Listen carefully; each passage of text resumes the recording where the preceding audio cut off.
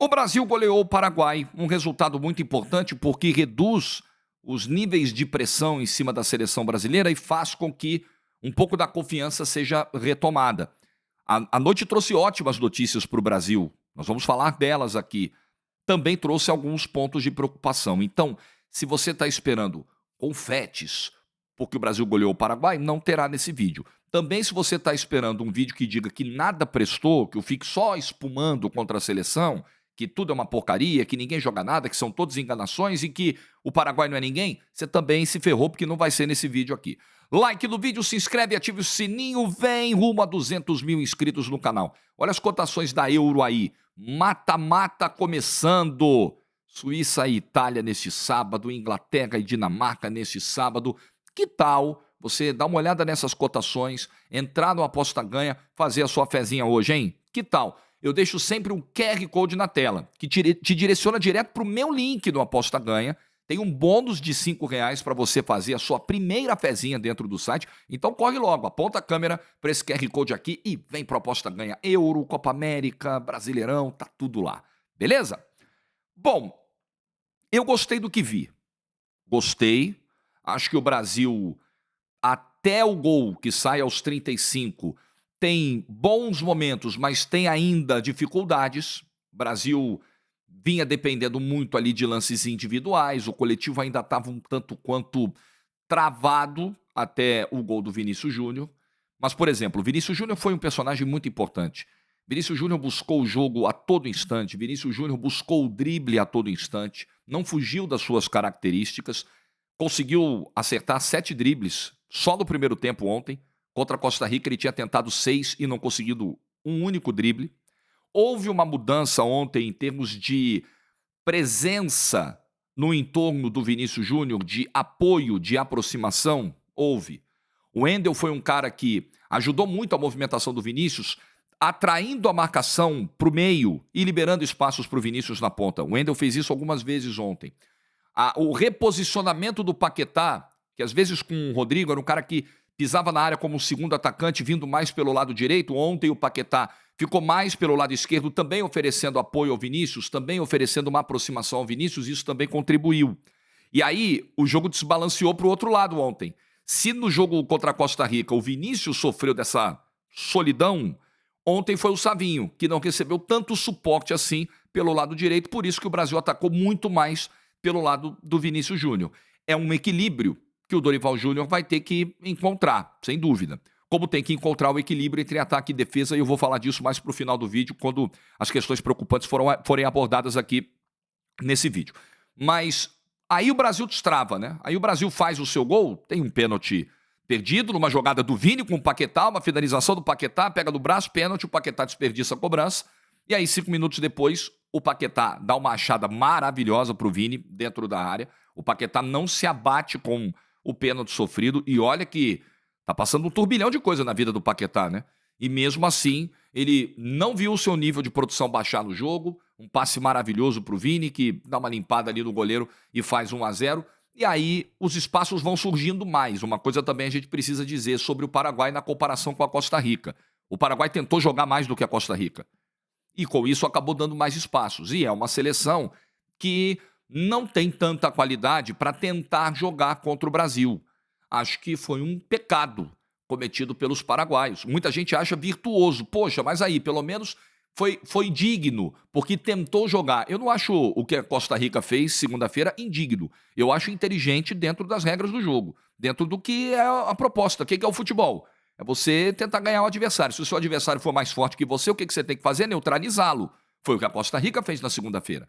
Eu discordo muito dessa corrente que trata com rejeição a proposta defensiva. Não, bem executada, ela é digna de aplausos. E a Costa Rica fez isso na segunda-feira. Então o Paraguai, ele já vinha dando mais espaços ao Brasil, do 0-0, ele já vinha tentando atacar. Nos primeiros minutos ele fez pressão alta, com 15 minutos teve a chance do Bobadilha, que desvia no Militão, o Alisson faz uma defesaça. Sim, os caras, eles não vieram com o peito aberto, mas assim, vamos tentar jogar também.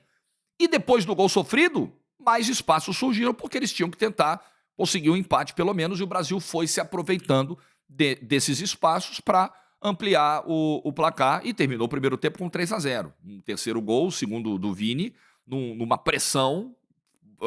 Depois de um empurra-empurra, um bate-boca, o clima estava tenso, bola recuada para o zagueiro, mesmo zagueiro que tretou com o Vini, se apavorou dentro da área, não soube se livrar da bola, o Vini foi lá, fez a pressão e meteu o terceiro gol do Brasil. E aí, no segundo tempo, depois do Vinícius tentar de tudo no primeiro tempo, lambreta, chapéu, caneta, alguns lances encaixaram, outros não, jogo individual quando precisou nos primeiros minutos, jogo coletivo que funcionou mais na parte final do primeiro tempo, o ritmo do Brasil cai porque era um 3-0. Ah, o Vinícius só jogou 45 minutos, o Brasil só precisou jogar 45 minutos.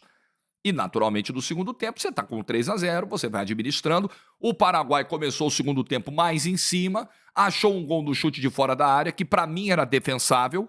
O Alisson poderia ter feito uma intervenção melhor no lance, mas o Brasil foi ali administrando e ainda conseguiu o quarto gol, numa bola lá com o Savinho, outro toque no braço, pênalti. O Paquetá dessa vez converteu. Eu quero falar sobre essa definição de batedor também do Brasil, sobre o Paquetá ter cobrado o pênalti, mas foi um primeiro tempo que mostrou que o Brasil tem qualidade para fazer um jogo ofensivo melhor do que vem fazendo. O Brasil tem qualidade para tentar furar defesas mais fechadas. O Brasil tem alguns dos melhores jogadores do mundo, ou das principais ligas do mundo, se você achar que é um exagero colocar o Vinícius como um dos melhores do mundo, e para mim ele foi na última temporada, mas ele joga no Real Madrid, né? Ele é o atual campeão da Champions. Então você tem Vinícius, você tem Rodrigo, você tem Savinho jogando La Liga, você tem Paquetá e Bruno Guimarães e João Gomes. O nosso meio-campo joga a Premier League. O nosso meio-campo é titular na Premier League. Então, eu não compro esse discurso de que não tem qualidade, de que a safra é ruim, de que esses jogadores não têm tamanho para a seleção brasileira. Eu acho que o Brasil tem uma boa seleção que pode se tornar muito boa. Se encaixar, né, se a coisa fluir, se o trabalho do Dorival realmente andar, se ele tomar as melhores decisões, se ele fizer as melhores escolhas, eu acho que o Brasil tem uma seleção para pensar. Hoje, você me pergunta, Jorge, hoje o Brasil é favorito para 2026? Não. Para 22, todo mundo colocava o Brasil no bloco dos favoritos e ele era mesmo. Pelo ciclo forte que tinha feito na eliminatória, porque o Neymar nos 3, 4 meses anteriores à Copa estava voando, se preparou para chegar voando na Copa. Hoje ainda está muito distante para a Copa do Mundo, são 2 anos. Hoje o Brasil não está nesse bloco.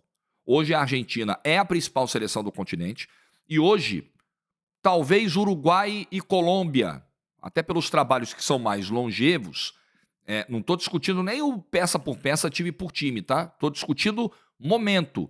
Talvez estejam mais prontos que o Brasil. Então, hoje eu não coloco essa... a Copa do Mundo é amanhã, Jorge. O Brasil não leva. O Brasil não é favorito. O Brasil não tem condições de ganhar essa Copa do Mundo se essa Copa do Mundo é amanhã, na minha opinião. Daqui a 2 anos, o trabalho pode fluir. A coisa pode... né?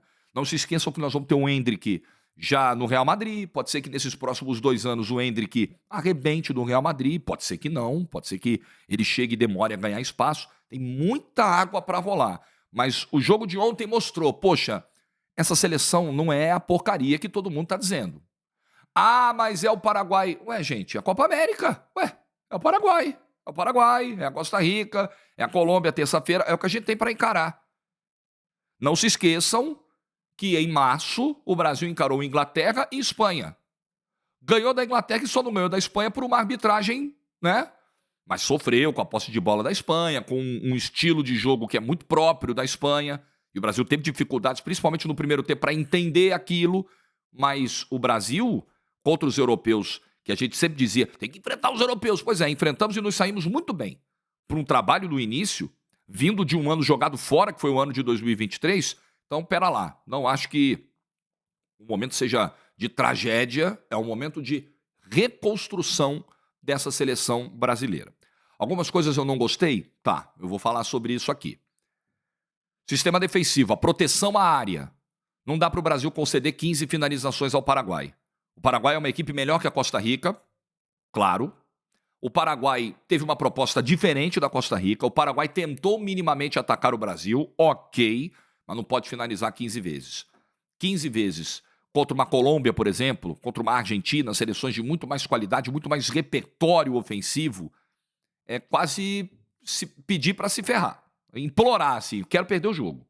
Não pode. O Brasil não pode conceder. Ainda precisa proteger melhor a entrada da sua área. Foram muitas finalizações na entrada da área, chutes de fora. Não que o Paraguai tenha chegado toda hora na cara do Alisson, mas ele sempre teve a oportunidade da batidinha pro gol. Sempre tinha uma chance ou de levantamentos para a área que a defesa do Brasil não conseguia cortar, principalmente em lances de bola parada.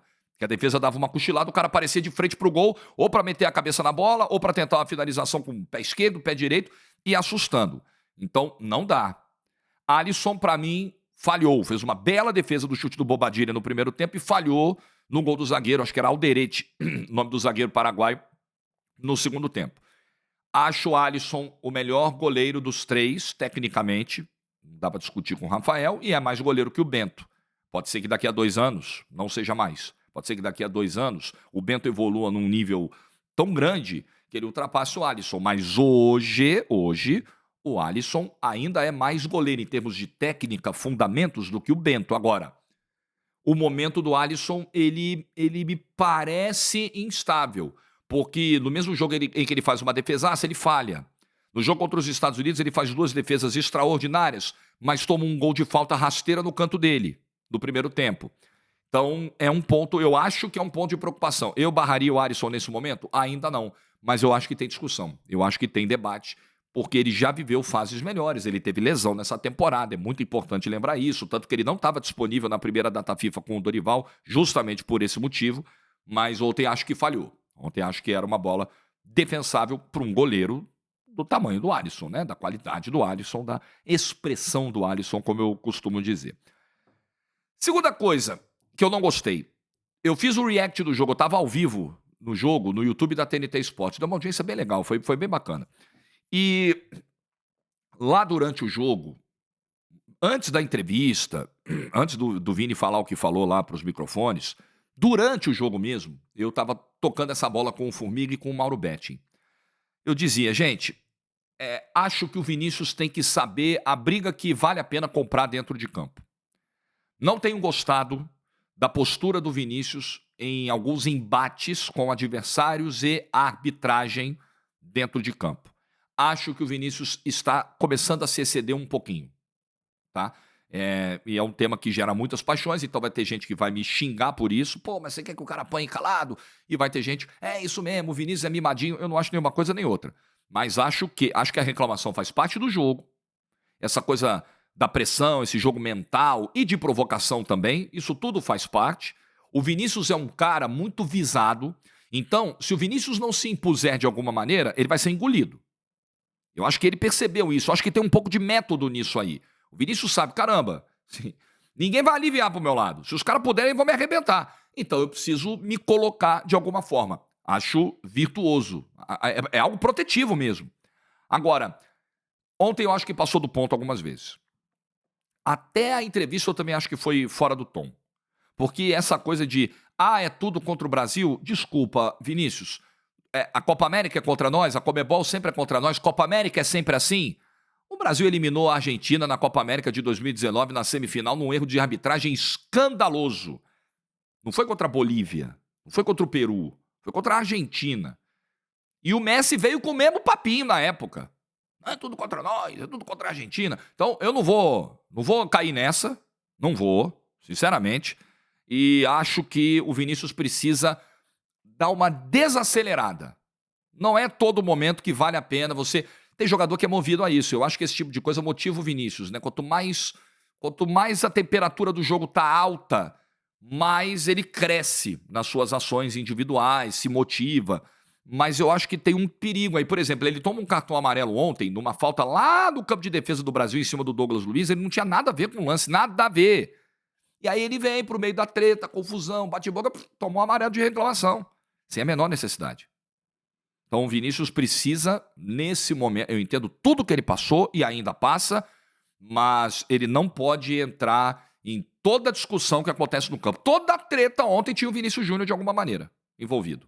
Não dá. Não é inteligente. Então acho que é uma questão que ele precisa equilibrar melhor. A coisa do batedor do pênalti, eu até fui ver aqui a coletiva do Dorival, eu tentei achar... o Dorival falando sobre isso e não achei. Se ele de fato falou sobre isso na coletiva, me perdoe, porque eu não achei aqui. isso tem que estar definido. Quem é o batedor de pênalti da seleção brasileira? O Vinícius bate pênalti no Real Madrid, o melhor time do mundo. Ele estava em campo ontem, o jogo estava 0-0.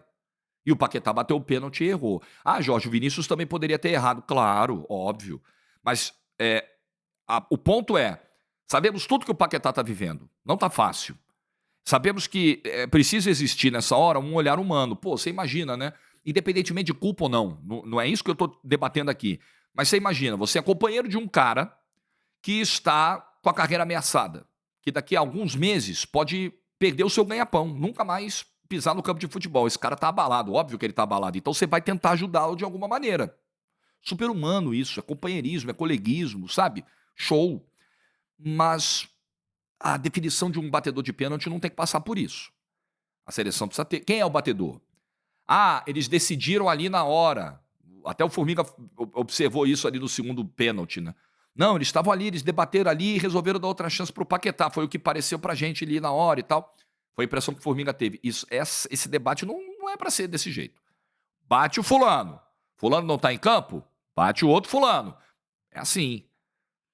Precisa ter uma definição. Eu sei que o trabalho está no início, mas essa é uma questão que me parece muito elementar. Pô, você está começando a montar um time, o Dorival está começando a montar um time. Pô, elementar, né? Batedor de pênalti, quem é? Ah, é você, tá bom. Quem é que bate melhor? É você. Isso já tem que estar resolvido para o campo. Acho que tudo bem, né? O Brasil ganhou, 4-1, mas o Brasil correu um risco. O Brasil correu um risco de, desperdiçando um pênalti no 0-0, se complicar muito no jogo. Como foi importante abrir o placar, né? Como destrava o jogo abrir o placar.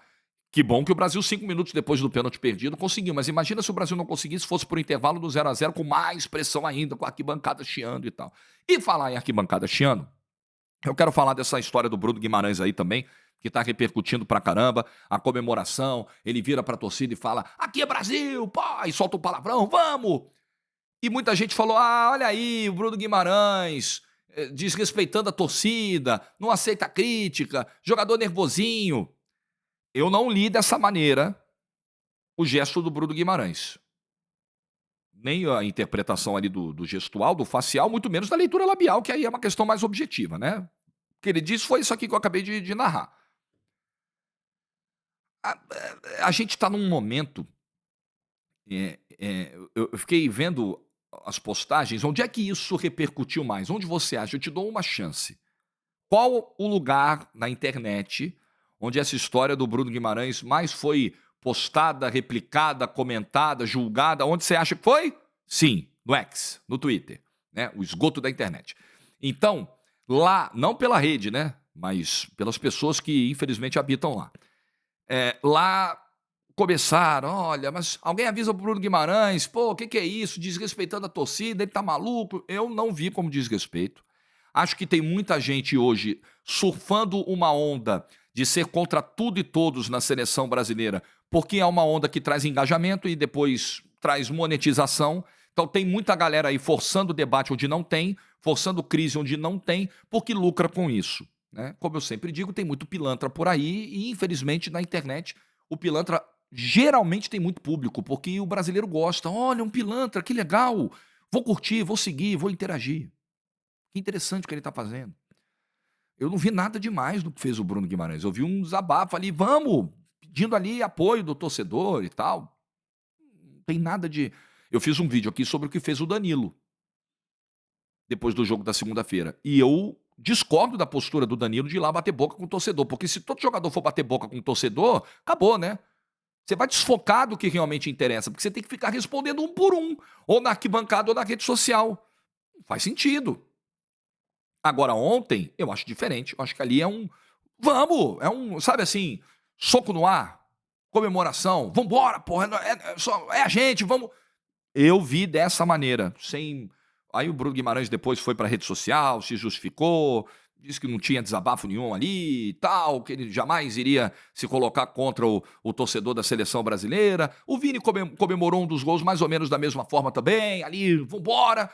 Eu acho que é isso, eu acho que ali é troca de energia. Não vi mesmo, como uma provocação ao torcedor. Um chupa? Não me pareceu. Acho que a galera precisa distensionar um pouquinho a relação com a seleção brasileira. É uma relação muito tóxica. E tem muito perfil de rede social alimentando a toxicidade dessa relação. Por quê? Porque lucra com isso. E muita gente entra na onda. Desfrutar um pouquinho mais da seleção brasileira, eu acho que pode ser bom. Não perder o olhar crítico. Esse vídeo aqui fez críticas ao desempenho da seleção. E elogiou os pontos que foram positivos no jogo de ontem. É tão difícil fazer isso? Talvez isso não dê muito like, muita visualização. Pode ser. Pode ser. O cara que chega depois do jogo espinafrando é tudo uma porcaria. Ninguém joga nada nessa seleção. Ninguém presta. Esse Vinícius é uma enganação. O Paraguai não é ninguém. Quero ver na terça-feira. Quero ver contra a Argentina. Esse cara vai explodir de view. Tá bom. Mas eu não consigo ser esse cara. Não é aquilo que eu me proponho a fazer no canal. Então, a galera que está aqui, os quase 200 mil inscritos que estão aqui, entendem que a minha linha de trabalho é essa. Se eles gostarem, eles vão ficar. Se eles não gostarem, eles vão procurar a galera que quer a polêmica pela polêmica. Tá tudo bem. Eu não vi grandes polêmicas no gesto do Bruno Guimarães. Mas a gente está num momento, ainda bem que tem a leitura labial, né? Você imagina se não fosse possível ler o que o Bruno Guimarães falou? O que as pessoas estariam especulando nesse momento? Nossa, as mais estapafúrdias teses. Ele não falou nada demais, ele não xingou ninguém. Então até isso o jogador vai ter que evitar agora.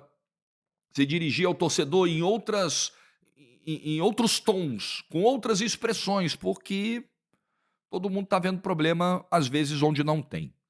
Terça-feira, Jorge, jogo muito difícil. O Brasil não é favorito contra a Colômbia. A Colômbia vem de 12 vitórias seguidas. A Colômbia tem um excelente material humano, tem um time de bom repertório técnico, joga pelo empate para ser primeira do grupo.